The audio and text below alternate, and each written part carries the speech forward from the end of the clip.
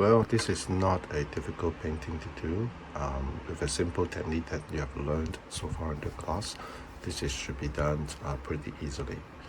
So the steps for doing this one, of course, watercolor is from light to dark. So we will do the light, the background first, doing the sky, doing the sea, doing the cathedrals at the back, and then use a very thick paint to paint in front. So this is the drawing. Okay, so it's a very simple drawing. There's no need for very you don't need to be exact. Just a few sketchy lines to just indicate the locations. And when you draw, don't try to be so clear, because if your line is so dark, it will show up. So just putting a mark as an indications of where the locations are, and that's it. No need to be exact, no need to count the number of poles, no need to do all this. These are all random. So I think that drawing is not a great demand on this, as long as you have just some indications of where locations are. Even the poles over here, you don't need to draw, because as long as you have some poles here cut across this sea horizon line, it will create a good composition effect. So let's do it. So let's talk about color. We will be using mainly the lemon yellow, maybe some yellow, and on the yellowish range. Lemon yellow is a cool colors, and then this yellows is just a cadmium yellow to add some varieties of the yellow. Because you're just using one color itself, it will look very flat.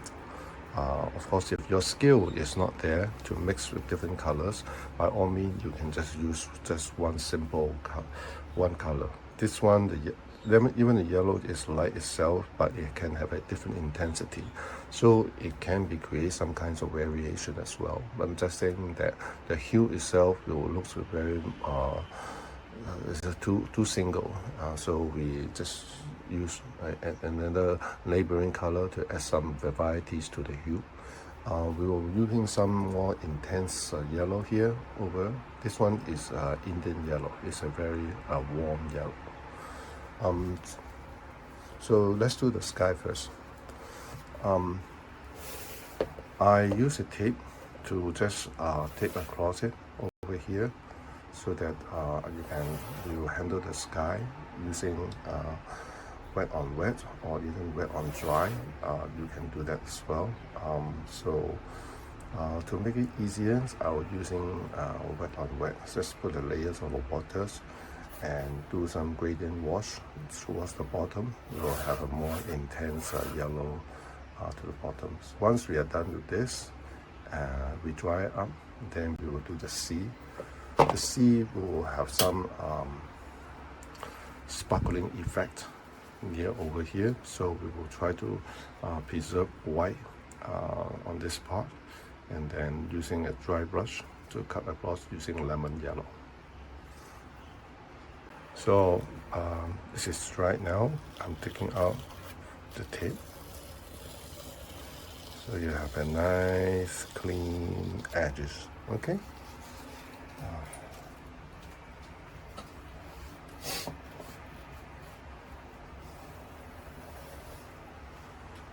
I'm using the same tape on the other side to prepare my bottom to create the boundary for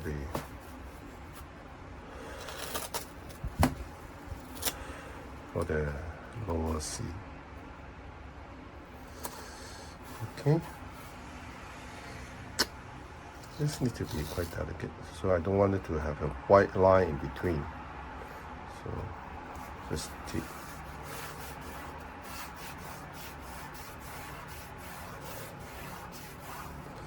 Okay, the below portion we will be using dry brush.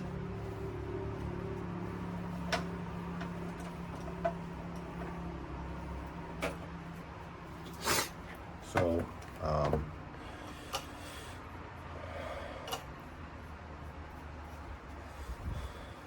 so if we practice on the dry brush, we are still using this lemon yellow. While doing the dry brush, of course the paper cannot be wet.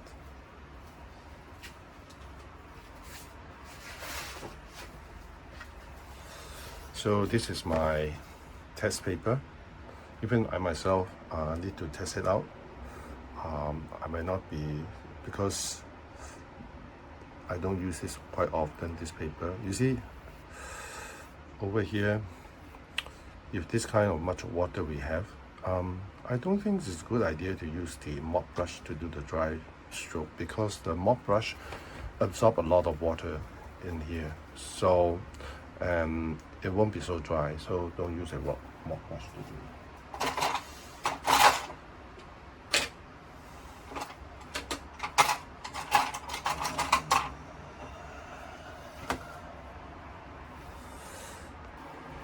Let's start with the new one right here.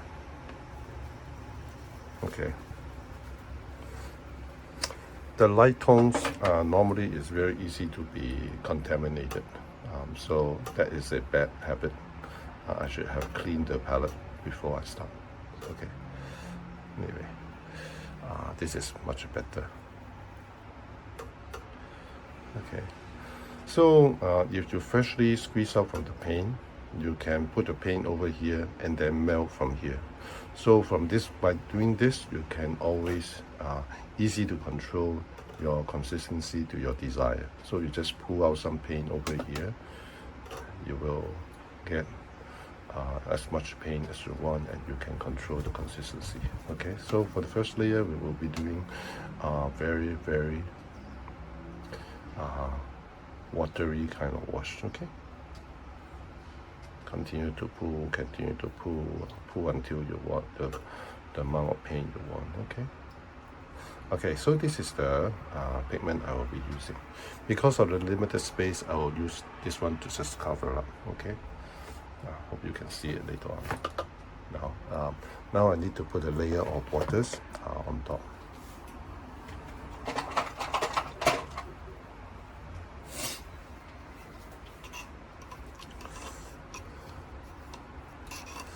I'm using a flat brush to just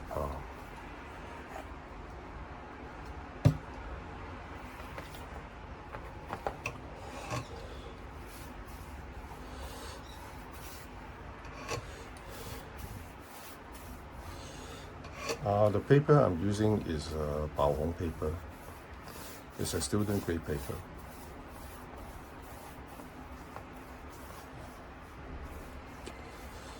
So when you're applying the layer of waters on top, make sure that your shininess is even. So don't allow your paper to be somewhere is wetter than the others. You have to see from the side to see how the paper is being absorbed on the paper. You wait for a while for the paper to absorb to absorb the water. Now I'm doing the first layer of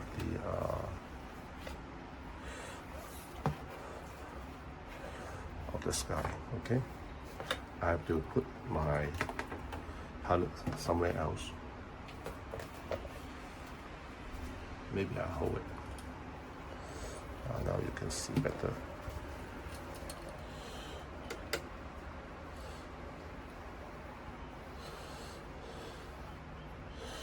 So with the wet on wet, you have the layer of water below you to help you to spread. But if you're doing wet on dry, you make use of the bleed that is formed at the bottom for you to be a connector. Towards the end of the bottoms, I'm pulling more paint over here to make it thicker.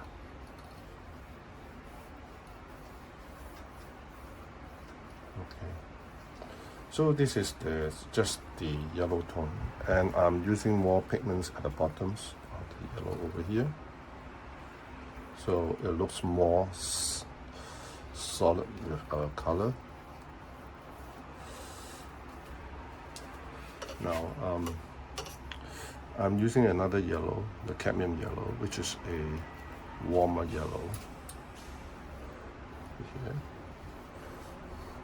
I'm doing a gradient wash in the way, so you see that I'm not adding new color on the top.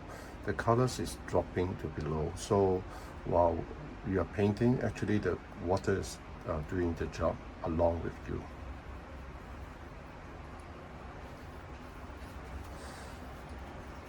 Now I'm using this much warmer yellows. It's an Indian yellow here.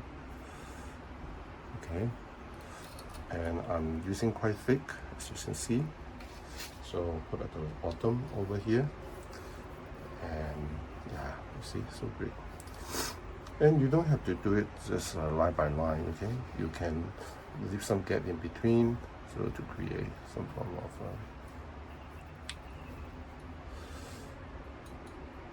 okay, and it's much stronger a little below. Okay, so that's it for the first layer. Now wait for it to dry. You can either use a hair dryer to dry it, or you can wait. So for the sake of time, I will be using a hair dryer. Then come back. So this is dried now. I'm taking out the tape. So you have a nice clean edges, okay?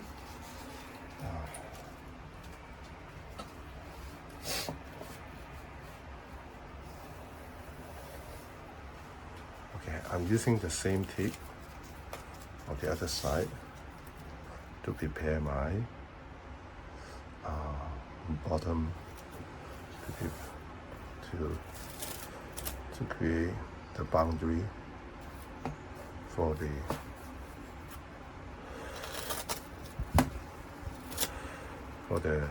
lower C. Okay. This needs to be quite delicate, so I don't want it to have a white line in between. So just take.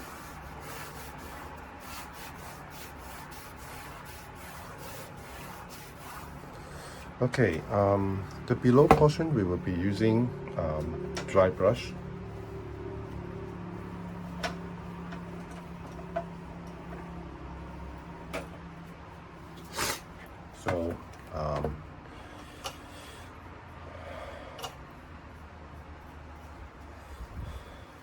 So we practice on the dry brush. We are still using this lemon yellow. While doing the dry brush, of course the paper cannot be wet.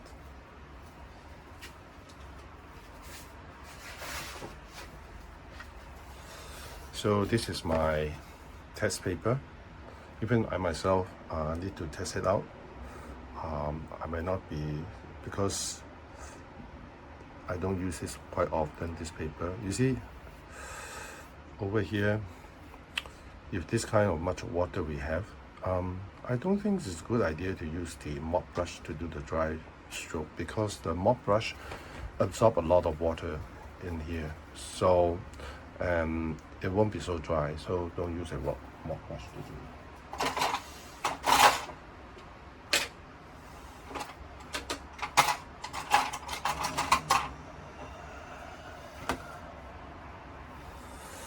I have a better brush now.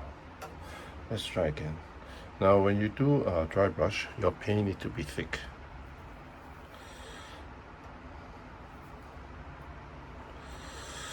Let's try on this one. And put your brush, hold your brush to the end, loosely, just skim through. Yeah. Well, I'm not sure you see or not. There's some marks over there. Okay, this is what I will use. So I'm almost done with my freshly squeezed tape, freshly squeezed paint, so I need to replenish.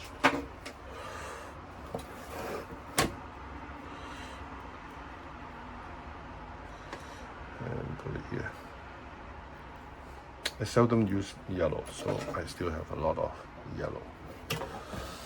So this side is the boat. So we ignore it for a while because whatever we paint on the boat, it will be, we will be able to cover the colors. Let's do it.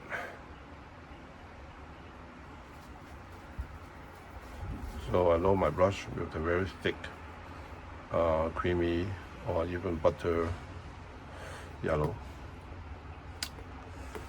And let me do it this way, because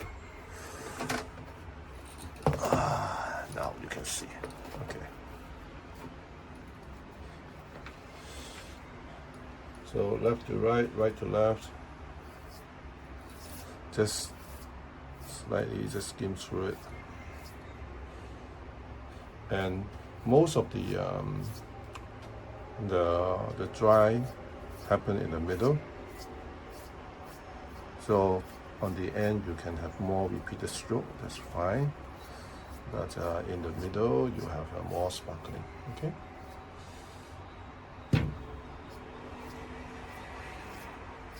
And this need to be practiced. You need to practice to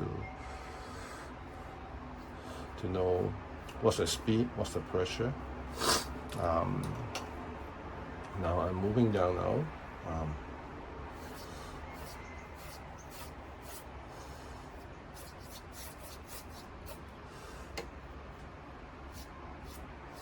So to control the brush stroke of the dry is there's two factors. One is the speed. The other is how much pressure you apply when you are putting down the paint that time.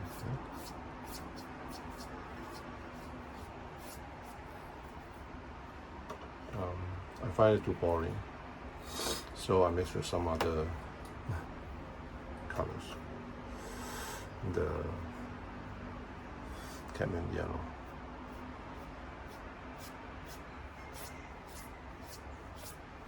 It looks like a stronger sparkling effect.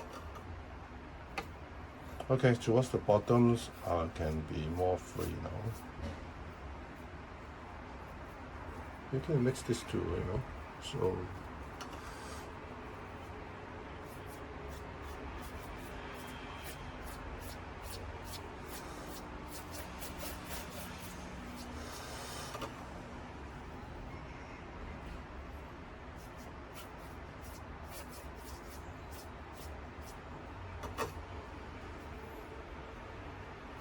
even at the bottom there's some sparkle.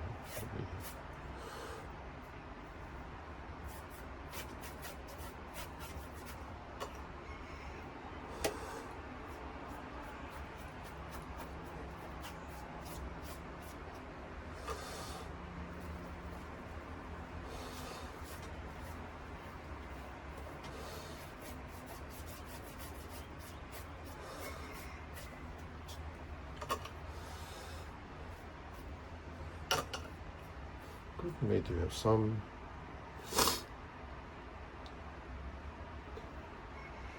oranges over here.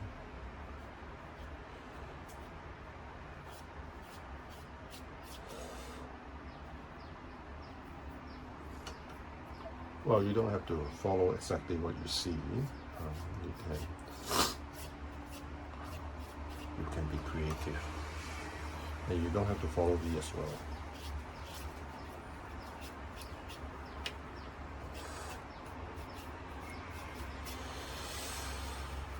Okay, that's my sparkling yellow sea. So the next stage is to prepare paint the cathedral behind. I will be using orange, and it's too bright. I'll mix with some brown over here to cool it down a little bit to make it more a little bit earth tone, and then I will start with yellow, lighter orange at the top. Okay. Now the cathedral at the back, I will be using hard edges. Of course, it's up to your design. You can use soft edges. Soft edges, then you have to pre-wet the paper. But now I make it easier. I just follow the reference photo. Okay. So please just take note on the reference. There's some opening.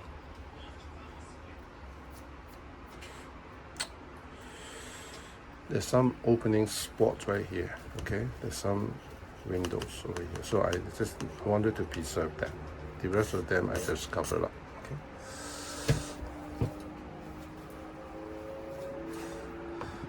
So I'm using a synthetic and animal hair. I find that I have more control. This is why I choose this. Let's do it now, and I will need to focus and.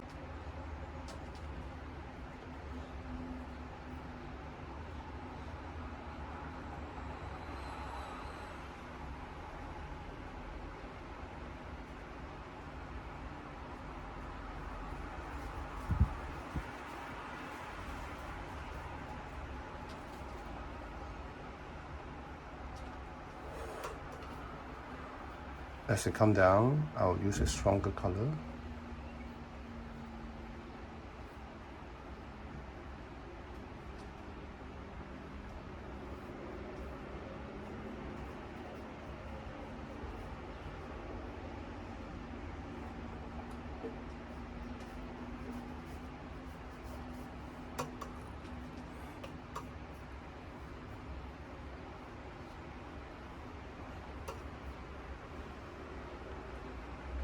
Now, I purposely dumped some bead over here because this bead is for me to preserve, to connect as a connector for later on. While I wanted to do the top part, take care of the top first. So I go back to my palette, pick up some more lighter yellow to do the other tops.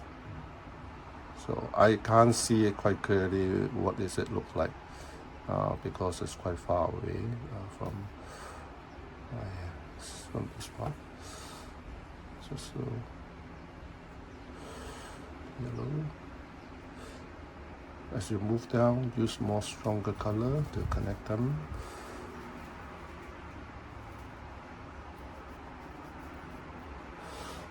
Okay, so. Now I need to leave behind some bead over here, so for my later on connection. Otherwise, it will be hard line. Okay, I don't want hard line.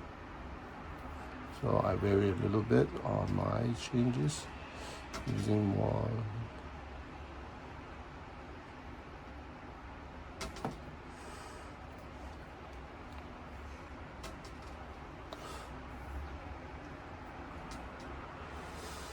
Just be playful. Just adding some blue over here to make it. That's enough. I'm trying to be naughty. Okay. Now I can move with my. It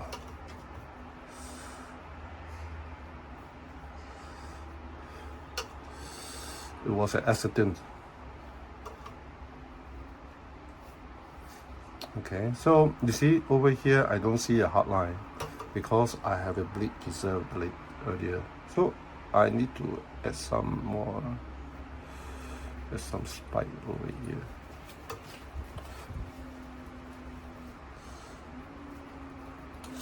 So this one is more horizontal, but on the top, I will still want to preserve the yellow.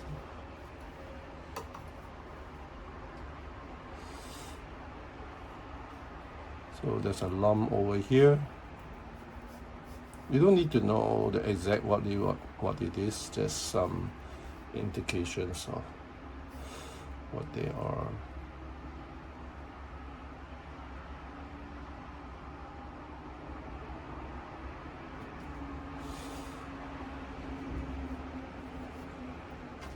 I'm just continue to add some random color, even the alizarin crimsons, make it look more reddish. Oh, I forgot to add the bleed over here. Okay, add some. Add.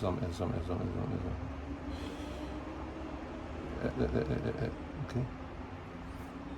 You can't do it after it's dry. You have to do it while this is still wet. Okay, coming to here, I want some more yellow. Okay, yeah, very purely quite light yellow. Okay, so this one coming down here. Okay, now I'm breaking the pocket of the bleed and let it flow.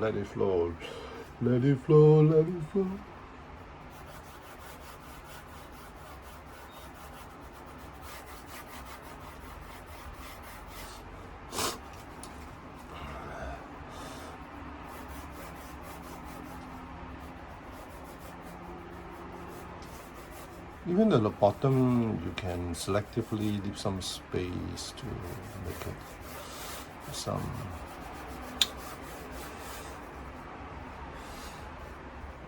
indications of some structures. This one need to be careful. Now this one, I will bring it down a little bit below the sea level.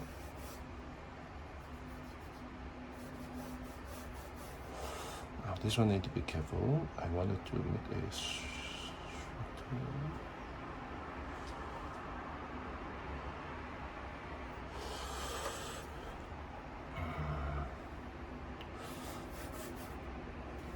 I'm using the tip over here. Define the line.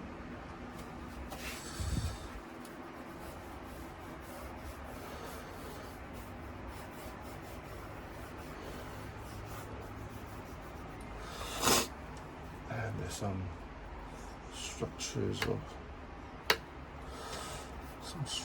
over here. And you don't necessarily need to know what these are. Over here. So over here, I have some things that is very far away.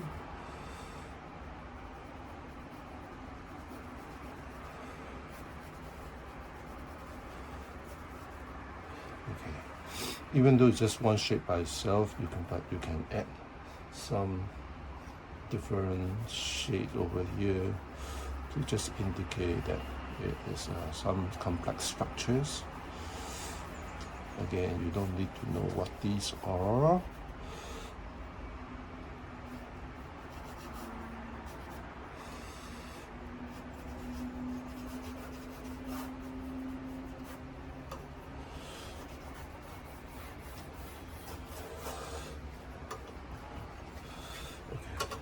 Come back to here. From the far, I have some things that it is distant structures.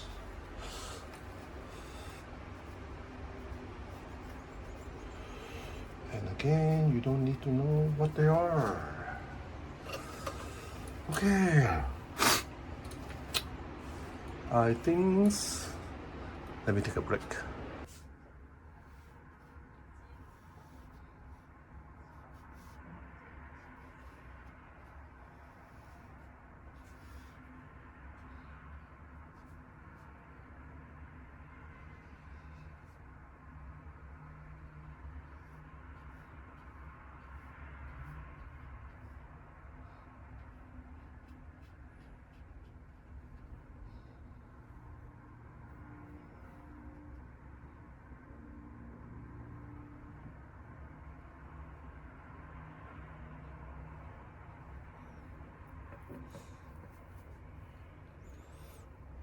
I want to make it even darker. You can add some ultramarine blue with the sepia.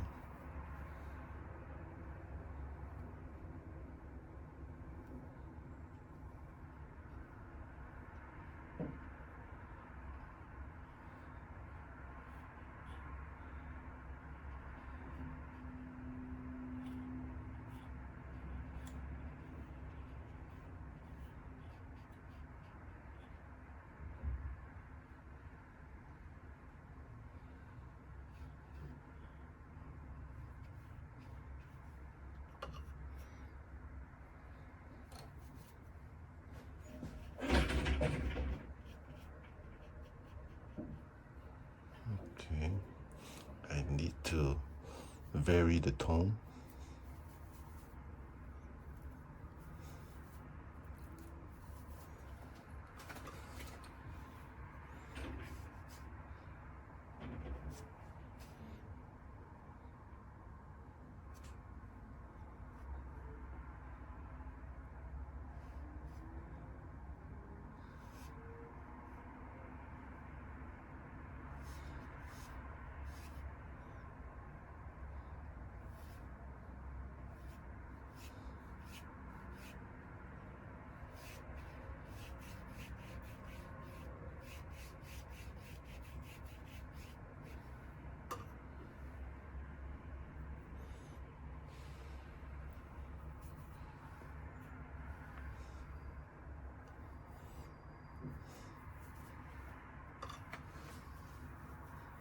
That's actually no need to follow exactly.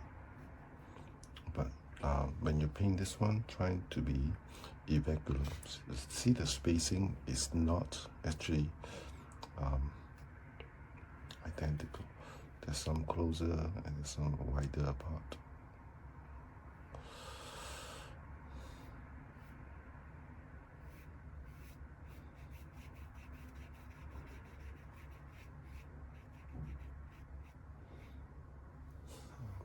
Now I can be more free flow now.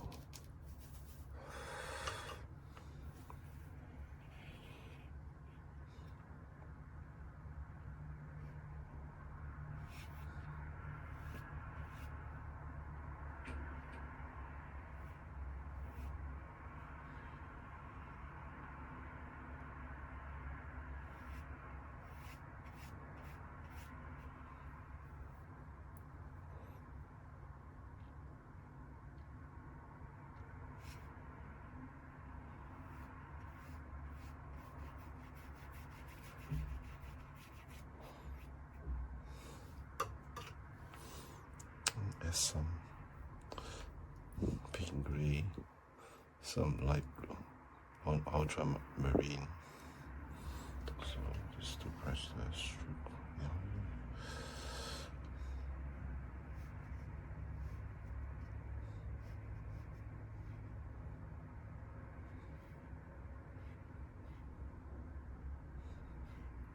There's perspective.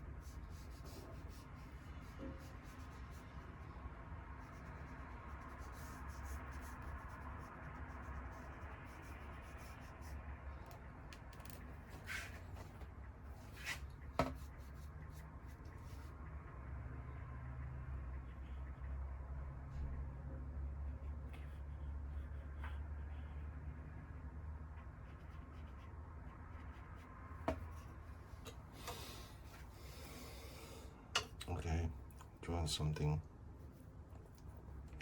a distant apart. I use some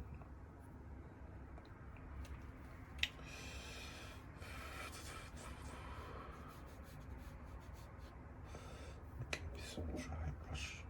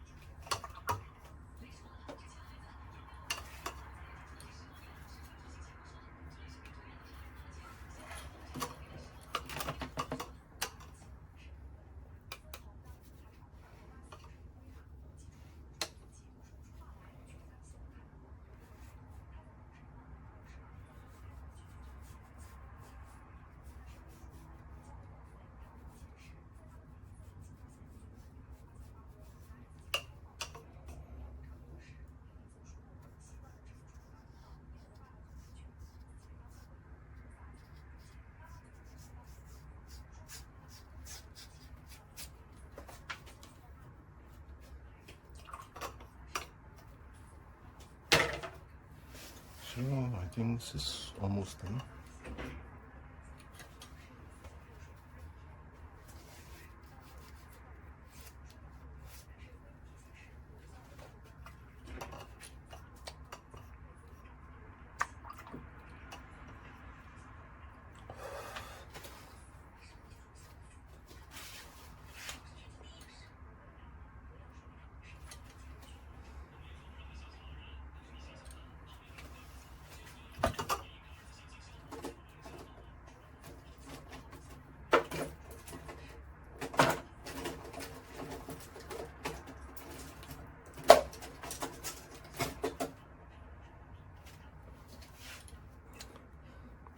Just to enhance the effect, I just add some white dot here to show the sparkling sea.